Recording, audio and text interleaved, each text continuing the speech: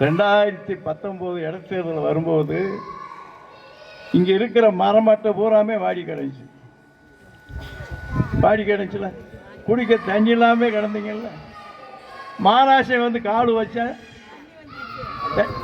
இன்னைக்கு ஏதாவது குறையுதாமா? நாட்டில் வந்து தேவை தண்ணி. நம்ம வந்து வச்ச உடனே இன்னைக்கு என்னைக்காச்சும் இந்த குறைஞ்சிருக்காமா?